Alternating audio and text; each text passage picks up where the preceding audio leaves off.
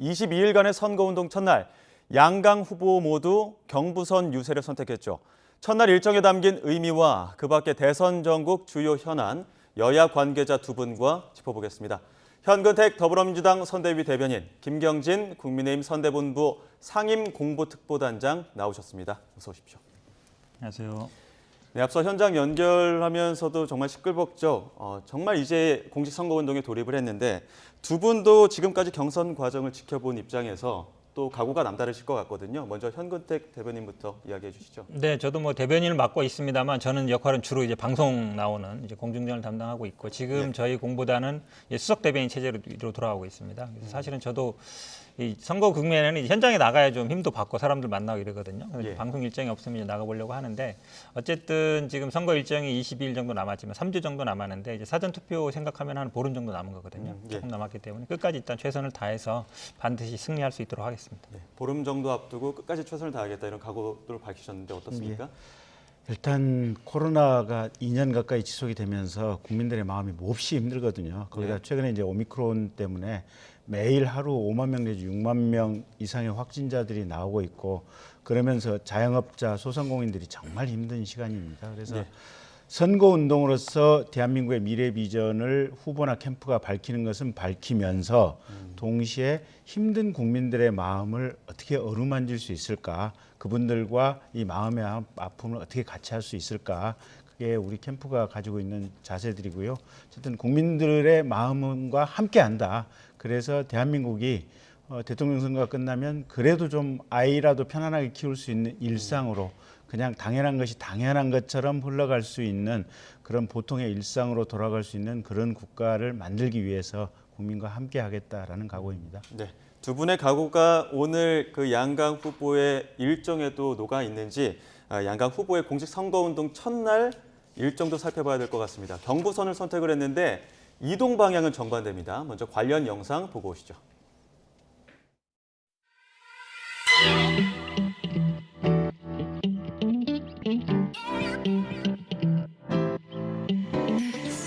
나는 상행선, 나는 하행선.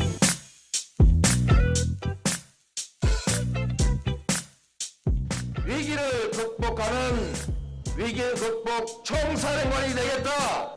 진정 유능한 것은 위기 속에서 기회를 찾아내고 위기를 성공과 성취의 토대로 만드는 바로 그 유능함입니다. 부패 도시 성남시를 전국 최고의 도시로 만들고 그 성과를 인정받아 대통령 경선에 나올 수 있도록 만들어진 국민의 뜻을, 국민의 기대를 존중할 것입니다.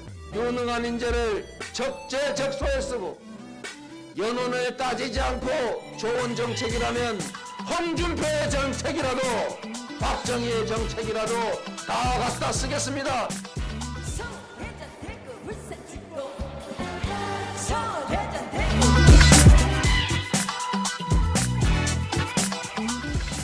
이번 대선은 부패와 무능을 심판하는 선거입니다. 대한민국을 바로 세우는 선거입니다. 국민께서 지켜온 대한민국이 무능하고 부패한 정치 세력에 계속 무너져 가는 것을 두고만 보시겠습니까, 여러분? 이 부패하고 무능한 민주당 정권을 정권 교체로 반드시 심판합시다, 여러분. 국민 위에 군림하는 청와대 시대를 마무리하고 국민과 동행하는 광화문 시대를 열겠습니다. 선진합시다! 선진합시다! 선진합시다, 여러분! 갈 길이 달랐다. 이별의 시간표대로 떠나야 했다. 나는 그만 주저앉아 울고 말았네.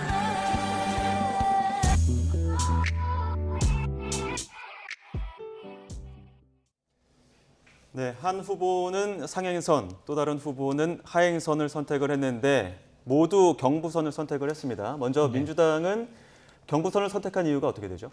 일단은 부산을 선택했다는 의미가 중요하죠. 우리나라는 예. 이제 수출로 먹고 사는 나라지 않습니까? 예. 아마 GDP 대비 그 무역 규모로가 사실은 무역 규모가요 GDP보다 더 넘습니다. 수출이 뭐 60% 이상 차지하고 있기 때문에 수출이 굉장히 중요한다는데 수출의 전초기지다. 그다음에 그렇게 본다 그러면 이제 경제를 살리는 대통령 이미지를 얘기하고 있거든요. 예. 그러니까 사실은 이제 위기에서 우리가 살 길은 경제를 살리는 거다. 이 부분이 있고요. 그다음 민주당의 이제 선거 승리 공식이 있습니다. PK에서 40% 득표 정도 하면 저희들이 그동안 어찌 보면 민주당 후보가 뭐 노무현 대통령이라든지 문재인 후보 같은 경우는 지난번에 아마 38%, 37, 8%, 30대 후반이었거든요. 예. 그런 두 가지 의미, 경제를 살리는 대통령, 그다음에 PK에서의 승리. 이제 아마 두 가지를 염두에 두고 결국은 뭐 대구 그다음에 대전 뭐 그다음에 서울 이 경부선 라인이 어찌 보면 전 인구의 대부분이 살고 있는 라인이거든요. 대도시들이 다 거기 포섭돼 있으니까 그런 의미에서 보면 이제 뭐 윤석열 후보나 뭐 저희 이재명 후보나 어쨌든 인구가 제일 많은 지역을 중심으로 한번 이렇게 쭉 돈다 이런 의미가 있는 것 같습니다. 경부선이라는 의미도 있지만 오늘 첫 일정으로 부산을 택한 데 조금 의미가 더 있다 이렇게 짚어주셨는데 예. 김정인 단장님께서는 어떻게 보십니까? 경부선 중에서도 첫 일정을 서울로 택한 이유가 있는 겁니까? 일단 아침 9시에 이제 국립묘지에서 순국선열과 호국영령에 대한 참배를 하는 것으로 선거운동을 사실상 시작했다 이제 예. 이렇게 보시면 될 것 같고요. 결국은 우리 대한민국의 우리 한민족의 유구한 역사를 지켜온 호국영령들을 통해서 대한민국의 정기를 보존하겠다. 그리고 서울에서부터 시작을 함으로써 민주당 또 문재인 정부가 지난 5년 동안에 파괴왔던 상식과 법치를 회복하겠다. 그래서 이게 유능한 새로운 정부를 세우겠다. 이 네. 원칙을 분명히 하면서 예. 차츰 이제 대전 이렇게 부산으로 쭉 내려가는 경부선 라인을 통해서 각각의 지역이 각각 번성할 수 있는 그래서 지역이 꼽히고 이렇게 화합할 수 있는 그런 토대를 쭉 마련하겠다. 이런 어떤 다짐과 결심을 국민들에게 보여줬다. 이렇게 보시면 될 것 예. 같습니다. 앞서 민주당에서는 PK 지역에서 어떤 표심을 먼저 자극을 하고 올라오는 이런 일정들을 짚어주셨는데 국민의힘 입장에서도 TK 지역이나 PK 지역, 그 영남권 지역은 다시 한번 좀 표심을 다잡아야 되는 곳 아닌가요? 그럴 필요가 있죠. 그러니까 이제 이번 선거가 재미있는 게 가령 TK에서도 과거 보수 정당 후보에 대한 지지가 과거만치 못하고 예. 또 호남 지역에서도 또 진보 정당 후보에 대한 지지가 과거 같지 않은 어떤 의미에서는 또 바람직하게 볼 수도 있는 측면이긴 한데요. 예. 이제 선거를 뛰는 후보자나 캠프 입장에서 보면 전통적 지지층에서 사실 압도적인 지지가 나오는 것이 조금 캠페인 측면에서는 편한 면도 있죠. 예. 그래서 그런 면에서는 TK, PK에서도 이제 표가 많이 나오는 게 중요하고요. 특히 PK 같은 경우는 사실 작년에 부산시장 재보궐선거가 있었지 않습니까? 네. 그때 김영춘 대 박형준인데 사실은 거의 한 30% 가까이 28% 표차가 났었거든요. 예. 그래서 이번 대통령 선거에서도 지난번 부산시장 선거처럼 민주당 집권 세력에 대한 준엄한 심판이 있는 그래서 28% 정도 표 차이가 날 수 있는 그런 어떤 동력을 만들어야겠다. 예. 그런 생각입니다. 제 입장에서는. 지금 뭐 안철수 후보가 출사표 던지면서 가족 이야기 화두로 던지기도 했는데 네. 윤석열 후보나 이재명 후보도 배우자가 언제 또 같이 네네. 선거 유세 활동을 할 것이냐 이 부분 궁금하신 분들 많을 것 같아요. 먼저 민주당은 김혜경 씨 언제쯤 같이 볼 수 있는 겁니까? 이게 아마 이제 확정된 건 없는 것 같고요. 당초는 아마 이제 비공개 일정으로 이제 호남 지역 일정을 잡았던 것 같은데 그게 또 이제 언론에 알려지면서 사실상 공개 일정이 돼버리는 거거든요. 예. 이게 나중에 이제 비공개 일정이라면 일정하고 나중에 이제 보도자료 보내는 정도였는데 그래서 지금 어찌 보면 아직까지는 뭐 확정된 건 같지는 않지만 그래도 예전에 우리 이제 문재인 대통령 이제 김정수 여사께서 이제 호남 지역을 이렇게 돌고 이랬었거든요. 이제 그런 역할은 할 생각인 걸로 알고 있습니다. 근데 이게 네. 공개로 할지 이제 비공개로 할지 이제 비공개를 해도 이제 언론에 이제 알려지는 이런 문제가 있기 때문에 아마 좀 고민이 좀 있는 것 같은데 어쨌든 이제 공식 선거 운동이 되면 사실은 이제 같이 하는 게 맞거든요. 아니면 네. 별도로 움직이라더라도 뭐 이제 진행을 할 거는 보는데 언제 할지는 저도 정확히는 잘 모르겠습니다. 호남 지역 방문쯤에는 그래도 한 번은 예측은 해볼 수 있겠다. 뭐 이렇게 그 정도 좀- 생각하시면 될 것 같습니다. 예. 김건희 씨는 어떻습니까? 뭐 앞서 일정이 언론을 통해 공개되기도 했었는데. 그러니까 일단 기독교계의 이제 원로 목사님을 예방하고 예. 이제 이런저런 말씀과 가르침을 들었다라고 지금 이제 보도를 통해서 알려지고 있고요. 저도 이제 자세한 것은 모르겠지만 지금 들려오는 소리로는 문화계, 그러니까 김건희 씨가 원래 이제 문화 전시업이라든지 예. 뭐 이쪽 업에 했으니까 본인이 원래 했던 문화계 또 종교계의 어떻게 보면 이게 성직자들 좀 만나서 사실은 가르침 받을 부분이 있으면 가르침을 받고 또 그분들과 소통할 부분이 있으면 소통을 하고 그래서 딱히 공개적이라기보다도 어떻게 보면 반공개 내지는 거의 비공개에 가까운 행보를 통해서 본인이 접촉할 수 있는 접촉 면을 각별로 접촉하는 그런 부분이 좀 고려가 되고 있는 것 같습니다. 예. 두 후보의 출사표 내용도 좀 살펴봐야 될 것 같은데 먼저 이재명 후보 현근택 변호사님 말씀하셨지만 경제 대통령 강조하기도 했고 그 이후에는 통합을 강조하면서 윤석열 후보가 그 적폐 수사 이 관련해서 이제 분열과 통합 이렇게 약간 대비되는 효과를 노리시는 것 같은데 그 부분에 대해서는 어떻게 판단하십니까? 뭐 두 가지 의미입니다. 그러니까 윤석열 후보를 상대하는 것도 있고요. 윤석열 네. 후보가 왜 그러냐면 이제 남녀, 20대 남녀라든지 남북 관계라든지 중국 관계라든지 좀 너무 갈라치기 하는 거 아니냐, 분열 아니냐 이 부분이 분명히 있는 거고요. 그 국민 통합을 이루겠다 이 부분도 예. 있고 거기에는 이제 지금 현 정부와 나중에 이제 다음에 들어설 정부 간의 갈등도 지금 조장하는 거 아니냐 이 부분도 있는 거거든요. 또한 지금 아마 안철수 후보와의 이제 단일화를 얘기 많이 하고 있지만 저희 입장에서도 사실은 안철수 후보뿐만 아니라 뭐 심상정 후보나 김동연 후보나 아니면 시민사회 단체나 다 통합적으로 하겠다. 지금 어제도 얘기를 하는 거 보면 이재명 정부라는 말 안 쓰고 통합정부 추진 구성하겠다. 거기에는 약간 중립적인 중도적인 사람들 아니면 시민사회 쪽 사람들을 통해서 추진위를 만들어서 이걸로 어쨌든 정부 구성을 해나가고 그 다음에 국민 통합을 이루겠다 이거거든요. 그러니까 예. 통합의 메시지는 저는 중요하다고 봅니다. 왜냐하면 대통령 후보가 되겠다는 분이 적폐 수사를 하겠다. 아니면은 뭐 현 정부에 대해서 보복을 하겠다. 이거는 제가 보기에 들어본 적이 없어요. 그러니까 국민 통합은 지금까지 모든 대통령 후보들의 공통된 얘기였습니다. 예. 지역 통합, 남녀 간 통합, 세대 간 통합, 통합을 이루겠다. 저는 이게 아마 중요한 메시지가 될 걸로 보고 있습니다. 윤석열 후보 입장에서 뭐 정권 교체, 정권 심판 이런 이야기도 있었는데 어떤 부분에 방점을 찍었다고 봐야 됩니까? 우리 후보 예? 입장에서 예. 기본적으로 그러니까 통합에 관한 얘기는 뭐 저희 후보님도 생각이 똑같아요. 다만 이제 이재명 후보님 같은 경우는 과연 그게 본인의 실천 의지라든지 진정성이 얼마나 있을 것인지 본인의 과거 행적에 비춰서 이제 그런 부분에 의문이 드는 거고 예. 어쨌든 윤석열 후보 같은 경우는 남북 관계에 있어서도 지금 현재처럼 북한이 가령 핵무기를 개발하는 것은 그냥 한쪽으로 수용을 하면서 겉으로 지도자 대 지도자끼리 남북 정상끼리 만나서 악수하고 그냥 냉면 하나 먹고 헤어지는 거 이게 과연 진정한 통합이 될 것이냐. 예. 서로 할 얘기하고 명확하게 이게 정리할 그 부분은 정리해야 이게 진정한 통합이 되는 것이 아니냐. 지금 이제 이런 생각이 있는 거고요. 예. 특히 이게 그 적폐청산과 관련해서 정상적인 사법 시스템이 운영될 수 있도록 하겠다라고 하는 발언을 이게 마치 정치 보복인 양 민주당 쪽에서 계속해서 주장을 하고 있는데 윤석열 후보의 의식 속에서는 정치 보복이라는 단어는 1도 없다라는 부분을 명확하게 국민들에게 얘기 드리고 있고 예. 윤석열 후보처럼 사실은 그 교통사고 당했던 반려견 토리를 입양을 해서 7번이나 수술을 시켜줬거든요.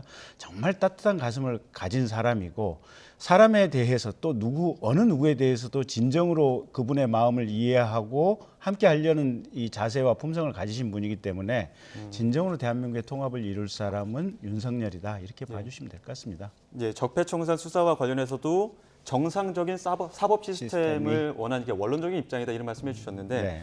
두 분 모두 법조인 출신이기 때문에 이어서 윤석열 후보가 사법정책 내놓은 것들이 있습니다. 관련 내용 보면 법무부 장관의 수사지휘권 폐지하겠다. 그리고 공수처도 독소조항 폐지하겠지만 정상적으로 기능하지 않으면 폐지하겠다. 이렇게 입장을 밝혔는데 이 부분에 대해서는 법조인 출신이기 때문에 두 분의 입장도 들어봐야 될 것 같습니다. 먼저 김경준 단장님부터. 당연한 얘기죠. 그러니까 지금 현재 수사지휘, 그러니까 정치인인 장관이 수사지휘권을 가지고 있는 국가는 전 세계적으로 예. 독일, 일본, 대한민국 세 나라밖에 없고 예. 사실은 미국 같은 나라는 대통령이라고 할지라도 어토니 제너럴에게 사건에 관해서 구체적인 지시를 할 수 있는 이런 권한이 없습니다. 예. 그래서 완전히 독립돼 있고 검찰이 하는 부분에 대한 통제는 판사, 법관에 의한 통제가 이루어지는 겁니다. 그래서 검사가 압수수색 영장을 할 때는 법관이 압수수색 영장 발부 여부를 가지고 통제를 하는 거고요. 사람을 누구를 구속을 한다, 체포를 한다 할 때는 법관이 체포영장 발부 여부, 구속영장 실질심사 제도를 통한 구속영장 발부 여부, 이렇게 법관에 의해서 검찰의 업무가 통제가 되는 것이기 때문에 예. 현재 박범계 장관처럼 나는 민주당이라고 하는 당성이 장관직보다 우선이다 이렇게 하시는 분들이 가령 정치적인 유분리 이해관계에 따라서 특히 집권 여당이나 집권층에 대해서 수사를 하려고 했을 때 이걸 방해하려고 하는 모습들을 우리가 과거에 누차 봐왔거든요. 그래서 그런 부분을 아예 없애도록 하겠다. 그래서 살아있는 권력도 수사할 수 있도록 하겠다. 이게 윤석열 후보가 가진 철학이다. 이렇게 봐주시면 될 것 같습니다. 네. 저는 뭐 정반대로 보는데요. 저는 아마 검찰 공화국을 만들기 위한 사전 포석이다 이렇게 봅니다. 왜 그러냐면 지금 이 법무부 장관의 수사 지휘권은요 49년 검찰청법 제정할 때부터 들어갔던 법입니다. 70년 넘었어요.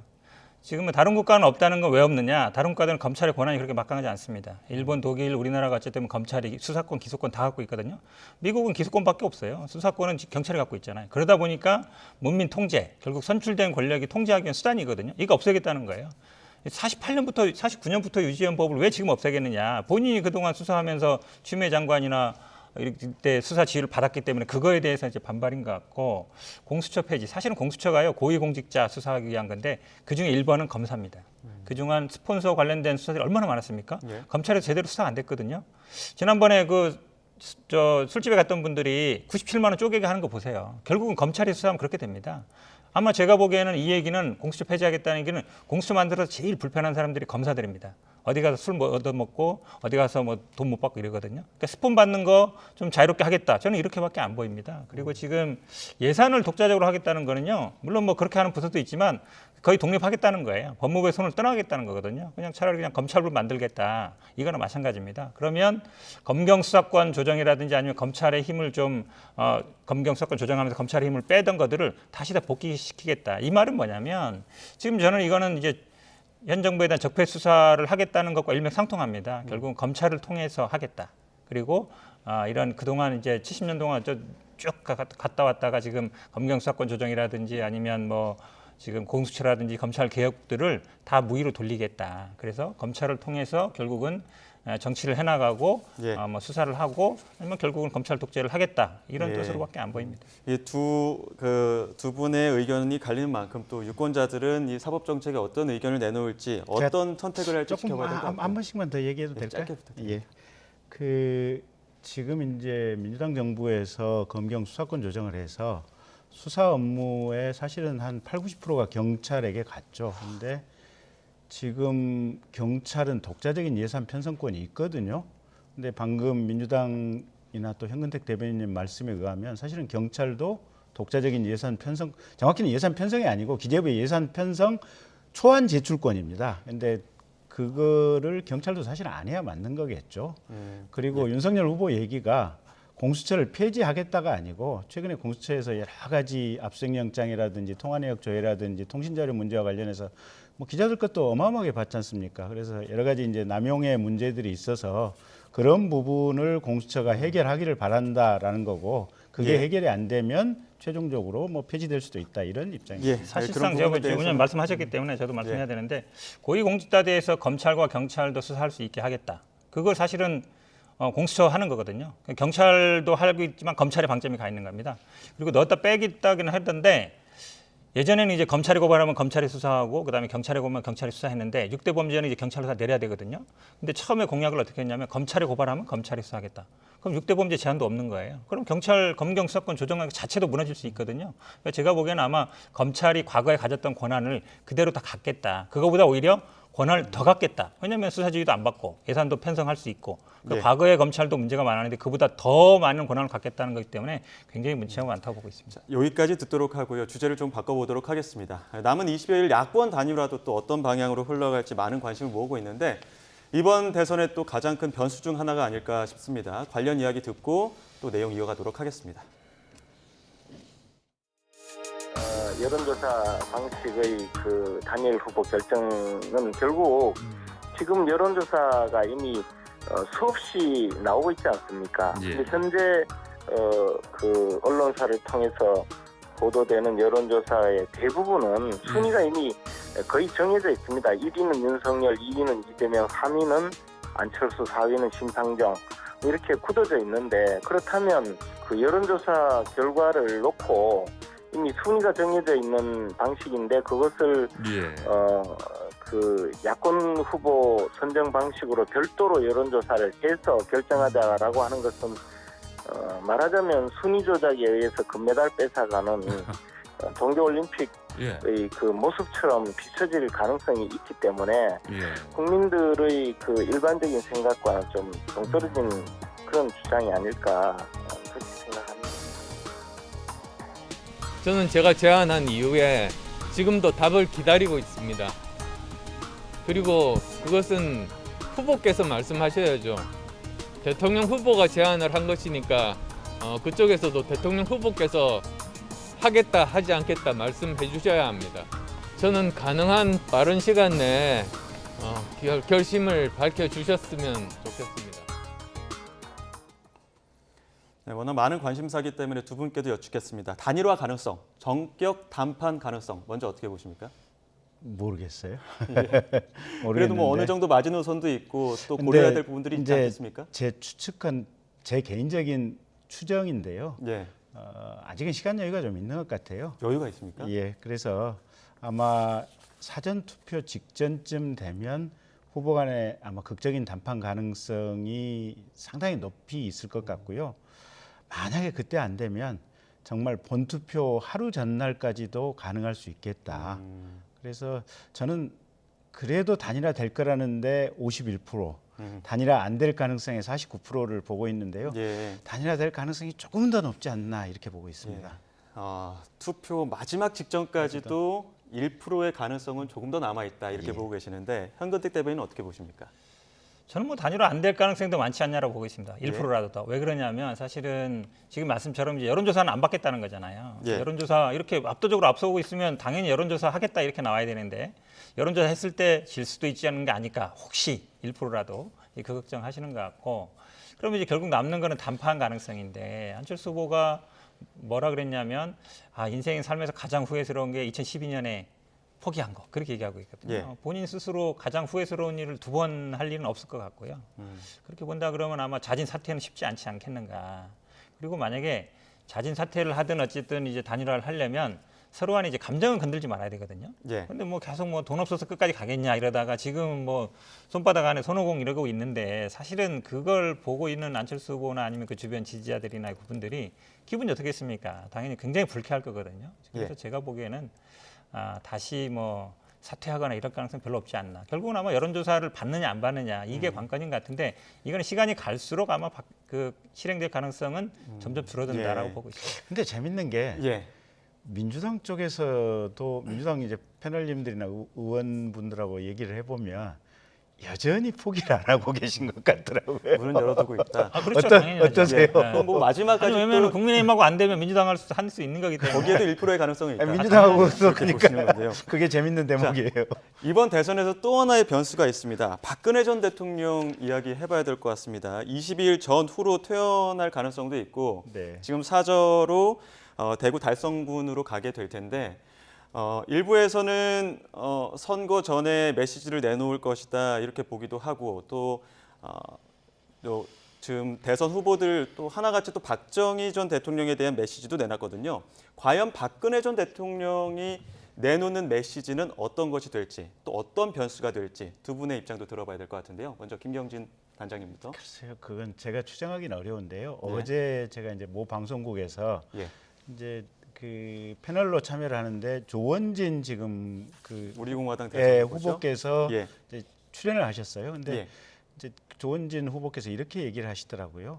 이재명 후보를 지지하는 메시지가 나올 것 같지는 않다. 예. 근데 지금 현재 건강이 여전히 많은 회복이 필요하다. 그러니까 예. 건강이 아직도 많이 안 좋으시다. 예. 경우에 따라서는 아마 아무런 메시지가 안 나올 가능성도 매우 높다. 이게 어제 조원진 후보님 말씀의 요약 정리였습니다. 예. 근데 그 메시지를 보면 윤석열 후보에 대해서도 그렇게 큰 호의적인 입장은 아니다. 뭐 이런 내용들도 있었던 것 제가 같은데. 그 말 하려고 그랬어요. 김경진 의원님이 앞에만 잘라먹고 뒤에 말을 빼먹은 거죠. 예. 한마디로 얘기하면 그러니까 조원진 오히려 그 후보 같은 경우는 굉장히 비판적이었습니다. 적폐로 생각하고 있다. 윤석열 예. 후보는 보수 후보로 생각 안 한다. 굉장히 심한 얘기 많이 했거든요. 근데 그거는 뭐 박근혜 전 대통령의 생각이라고 인지는 잘 모르겠고요. 근데 예. 지금 뭐 언론 보도에 의하면 대선 전에 뭐 이게 퇴원을 할지 설령 퇴원한다 해도 어떤 메시지를 낼지 그거는 뭐 명확하지 않잖아요. 아무도 모르는 얘기고 또 아마 지금 이제 전직 대통령이고 사면받고 지금 건강이 안 좋은 상태에서 예. 대선 관련해서 또 어떤 메시지를 내는 것 자체가 부담스러울 수 있어요. 어떤 얘기를 하더라도 예. 정치적인 해석이 갈 것이기 때문에 제가 보기에는 오히려 대선 후에 퇴원하실 가능성도 예. 있다고 봅니다. 예, 좀 조심스러운 입장이시란 말씀인데요. 이 이야기도 한번 짚어봐야 될 것 같습니다. 뭐 후보들의 공약, 정책 이런 것들도 중요한데 의외의 이슈가 더 관심받는 대선이라서 지금 뭐 무속 혹은 저주 인형 논란이 또 좀 확산하고 있습니다. 지금 사진 게재한 사람이 민주당 선대위 관계자로 알려져서 밀집 인형 같은 것들을 놓고 저주 의식을 했다 이런 것들에 대해서 뭐 사과를 해야 된다. 국민의 입장에서는 사과해야 된다는 입장이잖아요.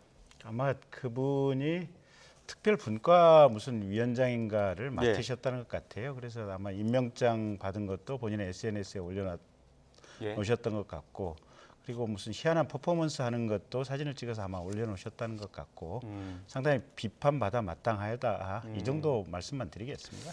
민주당 한마디 들으면요. 예, 일단 잘못한 거 맞죠. 사과드리는 게 맞고 아마 근데 이런 게 있습니다. 이제 당 관련해서 임명장을 받으면 그 사람이 뭐 선대위 관계자냐. 선거 때 뭐 각장 다 아시겠지만 임명장 수만 장 나갑니다. 많이 그 나가죠. 임명장 위임 뭐 이런 위임, 이분이 실제로 이게 선대에서 활동하는 거는 이제 거기에 나와서 활동하는 것이고 임명장 받아서 그분이 뭐 우리 선대위에서 활동한다 이렇게 얘기할 수는 없고요. 예. 근데 어쨌든 제가 봐도 활동 잘못된 활동이고 본인 스스로도 사과했고 반납했고 근데 예. 이걸 저희 당의 어떤 이분이 당에서 활동하는 사람으로서 뭐 저희들이 그걸 뭐 기획하거나 이런 건 전혀 아니다. 그리고 예. 저는 제가 봐도 잘못된 행동입니다. 후보를 특정해서 뭐 이렇게 한다는 건 말이 안 되는 거거든요. 두 분 모두 잘못된 행동이었다 이렇게 공통적으로 이야기를 해주셨는데 민주당에서는 지금 신천지 압수수색 관련 공세도 계속되고 네. 있는 상황입니다. 추미애 전 장관 이와 관련해서 연기 도전을 했는데 잠깐 보고 오시죠.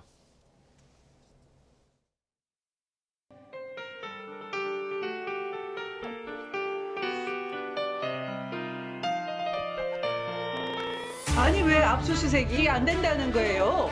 여보세요. 지금 국민 생명보다 더 중요한 게 뭐가 있습니까? 여보세요. 여보세요. 여보세요. 아니. 아니 다시. 아니 왜 압수수색? 너무나 많이 사랑한 죄널 너무나 많이 사랑한 죄 네, 많이 사랑한 죄, 그러니까 신천지 관계자를 이야기를 한 것 같은데 어떻게 보셨습니까? 연기가 실제 상황 같기도 했었는데. 많이 급하신 모양입니다. 많이 급하신 것 같고요. 예. 논평할 가치를 느끼지 않고요. 그때 아마 저게 3월경의 상황, 재작년이죠. 벌써 재작년 예. 3월경의 상황이었던 것 같은데 그때 기사를 국민 여러분께서 잘 찾아보시면 아시겠지만 중대본의 김강립 아마 본부장이나 이런 분들이 신천지에 대해서는 압수수색을 하거나 강제 수사에 돌입하게 되면 예. 저분들이 전국으로 다 흩어지게 될 것이다. 그러면 오히려 방역에 어마어마한 문제가 생길 수 있으니 제발 방역 당국의 뜻대로 저분들을 자극하지 말아달라라고 하는 얘기를 그때 중대본에서 공식으로 대검에 요청을 했었고요. 예. 그런 부분을 증언할 수 있는 또 그런 부분과 관련된 자료들이 너무 많이 남아있기 때문에 추미애 장관께서 제가 보기에 많이 급하신 추미애 장관님인 것 같습니다. 민주당 입장은 어떻습니까? 저는 다릅니다. 왜 그러냐면 이게 사실은 그냥 그 당시에 왜 압수수색을 안 했을까 굉장히 궁금했거든요. 예. 근데 이제 최근에 내부 신천지 내부 제보에 나오지 않았습니까? 경선 과정에 우리가 다 입당을 많이 했다. 가장 중요한 거는 홍준표 그 당시에 경쟁자였잖아요. 그 예. 당시에 당원에서 한 8만 표 줬습니다. 국민 여론에서 10% 정도 이겼거든요. 예. 근데 이제 수만 명 가입했다는 거잖아요. 그거에 대한 보온으로. 그럼 예. 당연히 이게 순위가 뒤바뀔 수도 있을 건데 그 당시에 이제 세계일보도 보도하지 않았습니까? 건진법사가 그분도 뭐 영매가 있는 분이니까 건드리면 안 된다라고 얘기했다는 건데 기억하실지 모르겠지만 이게 윤석열 후보 뭐라 그러면 추미애 장관 압수수색 명령 완전 쇼다 그랬는데요. 예. 한마디로 얘기하면 몰래 해야 되는데 공개적으로 했기 때문에 쇼다 그런 거예요. 예. 근데 그 당시에 여론조사까지 했습니다. 예. 압수수색 해야 되냐 말아야 되냐. 어떤 여론조사는 80%까지 넘었어요. 진짜 초기였고 이분들이 사실은 그분들 뭐 도망가는 게 문제가 아니라 명단 확보하는 게 중요했거든요. 예. 이재명 후보는 직접 가서 수사권도 없는 사람이 했잖아요. 근데 예. 그 당시에 왜 윤석열 후보가 법무부 장관의 지시에도 불구하고 안 했느냐. 이제 그게 중요한 거기 때문에 예. 그 당시에 뭐 이거 쇼다라기보다는 아마 윤석열 후보가 잘못된 해명을 하고 있다, 변명을 하고 있다 이렇게 보입니다. 예, 많이 급하다는 평을 해주신 거에 반해서 지금 잘못된 해명을 하고 있다. 이렇게까지 또 짚어주셨습니다. 한 번씩만 더 오고 예, 갈까요? 홍준표 당시 이제 당내 경선 후보 같은 경우는 그 국힘 내 국회의원이 한 100여 명 가까이 있지 않습니까? 예. 한 70명 가까이가 당내 경선 당시에 윤석열 후보를 지지했고 홍준표 후보를 지지했던 국회의원은 세 분밖에 안 계셨습니다. 그거는 그만큼 국힘 내부에서 당내 민심이 윤석열에게 쏠렸기 때문이다 이렇게 얘기할 수 있고요. 예. 저게 아마 신천지 측과 아마 중대본 협조해서 검찰이 신천지 측과 그때 접촉을 해서 신도들 자료를 고스란히 넘겨 받아가지고 이걸 검찰에서 포렌식까지 일일이 해가지고 중대본에게 이 신도들 명단, 그래서 접촉한 사람들, 이 조사해야 될 사람들 명단을 중대본에게 그대로 넘겨준 자료와 근거가 다 있습니다. 그 사후적인 문제고요. 지금 저희들이 문제 제기하는 건 왜 그 당시에 압수를 안 했느냐 문제 제기하는 예. 거예요. 결국은 그게 지금 말씀처럼 뭐 도망간다, 뭐 중대본 문제가 아니라 신속하게 명단만 확보했으면 되는 건데 왜 안 했느냐. 근데 그 후에 결국은 경선 과정에 관여한 게 나타나기 때문에 당연히 의심할 수밖에 없는 것이죠. 예, 알겠습니다. 여기까지 듣도록 하겠습니다. 공식 선거운동 첫날 두 분과 함께 전국 상황까지 짚어봤습니다. 현근택 더불어민주당 선대위 대변인 그리고 김경진 국민의힘 선대본부 상임공보특보단장과 이야기 나눴습니다. 오늘 말씀 고맙습니다.